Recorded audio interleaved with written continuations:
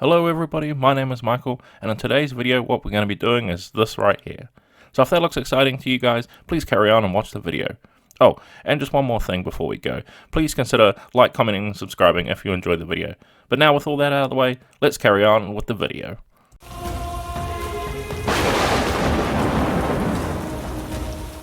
Okay, so starting off with our Stormcast Eternal Sequitor here, and as you can see I've done a nice xanathar highlight prime on the miniature so we can take full advantage of all those nice raised and lowered areas. And we want to start off with retributor armour, since Stormcast Eternals are known for their nice glorious gold armour. We want to be, of course, starting with that gold. So hitting everywhere where the armour is naturally going to be hitting. Now, I am also painting up 3 Stormcast Eternals here. It came in a pack of 3, so I'm going to be painting all 3 of them up. But I'm going to be sticking to this one here, the sort of badass female Stormcast here, since she has all the areas of all the other Stormcasts, as well as some of her own areas. So you can get a good idea of how to paint up all these 3 here with only having to watch this one here. So hopefully that'll be a big help to you, and it won't be swapping around too much, because they all have the same details, and this one here has added extra details. So that's why I'll be sticking to this miniature while we're painting these up.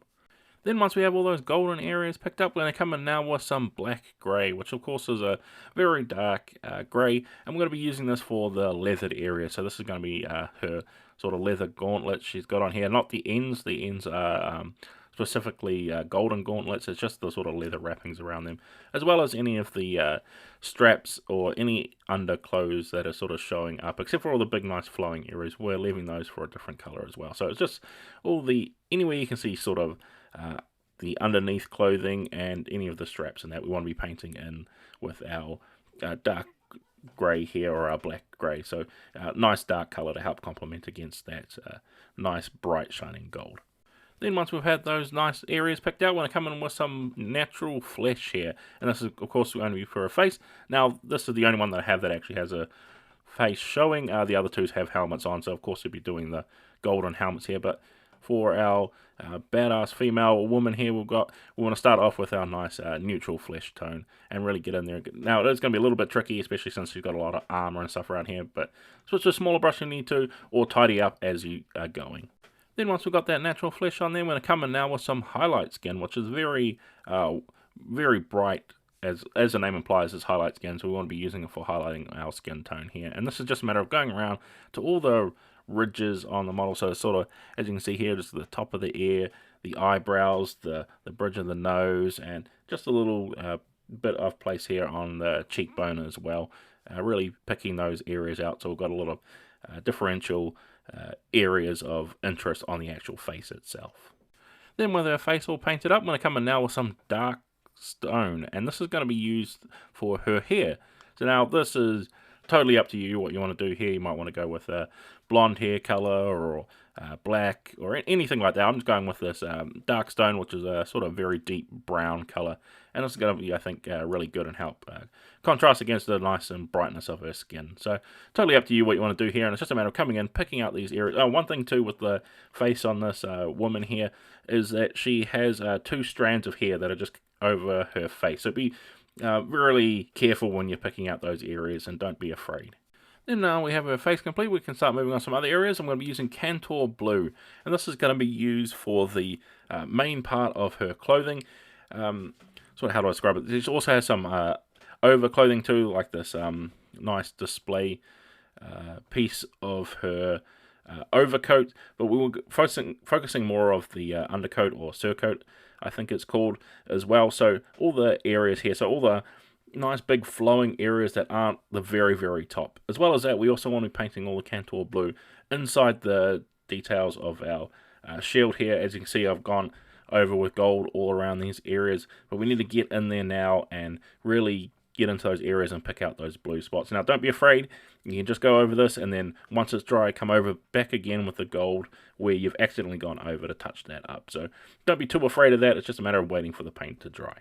Then once we have all those blue areas picked out, I want to come in now with some deck tan, and this is for our overcoat slash surcoat slash, I'm not exactly 100% sure what it's called. Tell me in the comments if you actually do know what these over parts of showing like tabards sort of things. I'd be interested to know. I'm not 100% sure, but these over parts anyway, we want to be doing in the deck tan here, sort of a very off-white creamish color. It's going to really help. I'm going with this rather than a complete pure white, because I think pure white would sort of contrast a bit too much and it'd be too distracting. So that's why I've toned it down a bit with the deck tan here.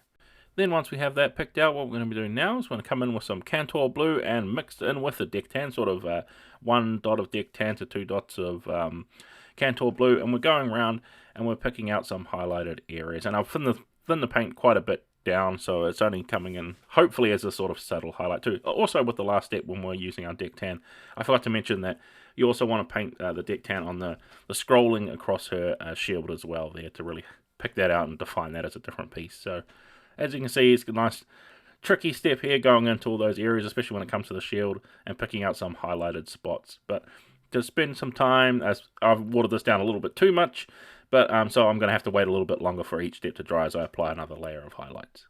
Then once we have that complete, what we're going to do now is coming in with some mephiston red. And this is going to be a good contrast of color here, and we're only going to be using one spot, and that is for the handle of the weapon here. Now, there is an option when you're building this model to have a helmeted option, and it has a nice flowing plume on there. I would also do that red too if I was going with that plume option, but instead I've gone with her face, because I wanted to have a nice face in the model, and also she looks pretty badass, so I wanted to have that in there and show off other techniques while painting the face as well. Then once we have that handle of her weapon complete, we're going to come in now with some Drakenhof Nightshade. And this is, of course, is a blue wash, and I'm going to be washing it over, as the name implies, since it's a blue wash, over all the areas that are blue. And you can see me adjusting my camera there as I accidentally hit it. And now that I've got in focus, I can actually show you what I'm doing. So just placing it over there, being very careful to avoid that pooling in the miniature, and I'm just going over, being very, very careful where I'm placing this so I don't have to worry about too much cleanup. And it's just a matter of keeping an eye on it as it's drying too, since there are some really nice flowing parts, especially on the fabrics, that you want to watch this model as it's drying, because it's very easily just come down in there and pull into those recesses. So just be aware of that too as it's drying. Then once that's completely dry, we can come in now with some reikland fleshshade. Now this here is going to be used on a lot of the model, so what we're going to be doing this is we're going to be applying it to the face of our miniature here, if you've got the face open, and really get into there, and be careful of it pooling, especially as you can see here, it can really run down into the areas we don't want it to, so just a matter of moving it around. But on top of that, we also want to give it a wash over the entirety of the gold. Now, this is up to you here, you can choose what sort of style you want to go for. I want a nice, really warm gold, and to do that, you want to go over with a nice flesh-coloured wash over top, and it really helps warm everything up. Now, I could easily just go with darkening it down and use some nuln oil here, or even just sort of browning it up a little bit and changing the tone again with so Agrax SJ. So up to you what you want to do here, but on nice, warm, sort of really rich and deep feeling of gold.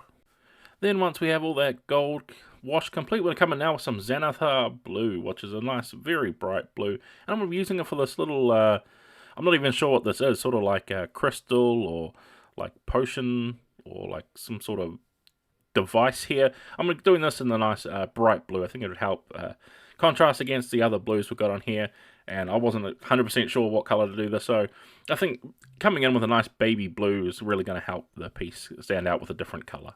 Then once we have that picked out, we're going to come in now with some seraphim sepia, and we're going to be applying this to everywhere we have our deck tan, so sort of our over coat slash her coat, or whatever this is called again. I'm not 100% sure. I should have looked this up, but I didn't.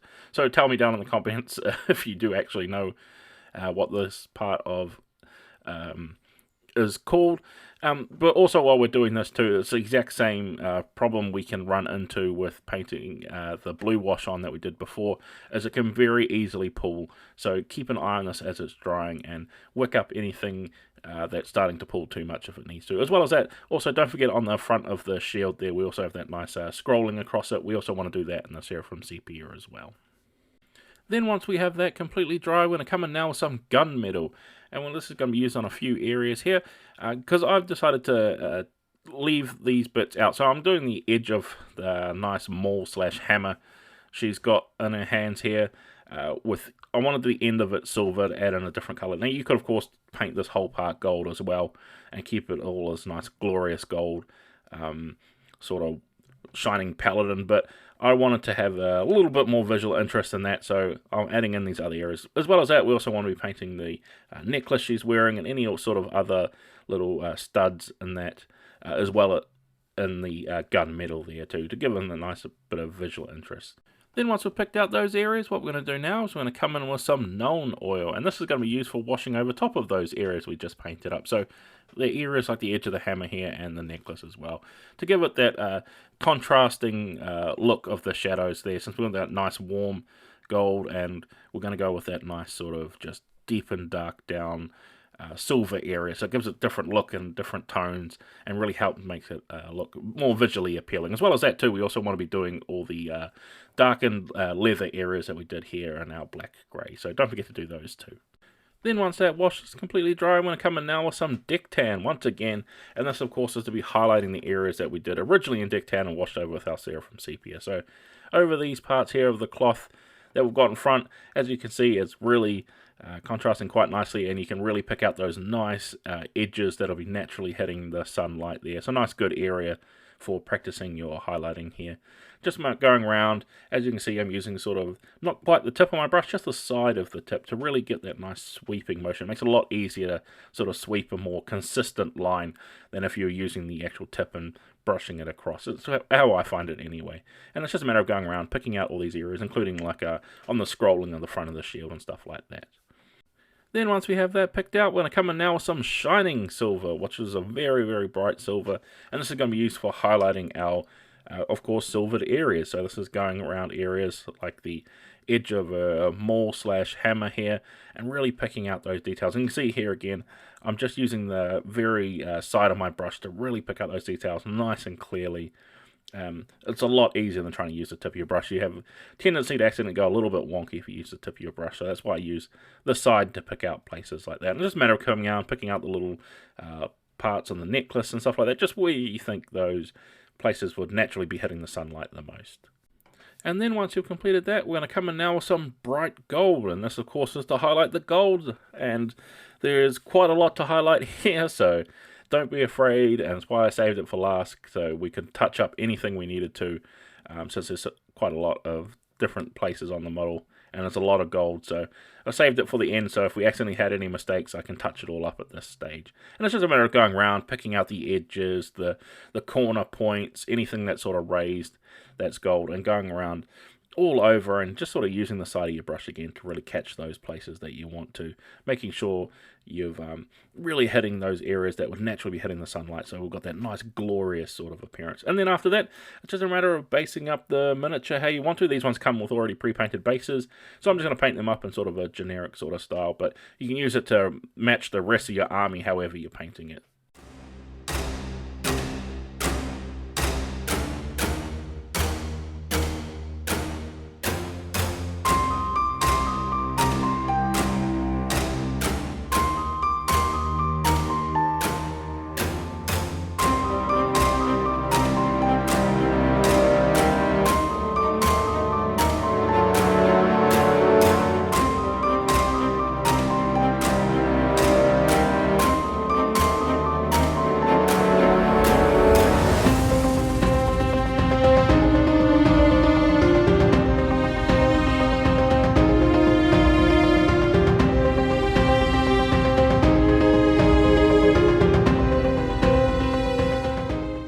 And with all that complete, we have finally finished painting up our Stormcast Eternal Sequitors from Warhammer Age of Sigmar by Games Workshop. So I hope this video has been helpful for you guys, whether you want to follow along and did what I did here, or you just want to use my videos from inspiration and painting up your own miniatures. But with all that said guys, I'd like to thank you all for watching, and I can't wait to see you all in the next video.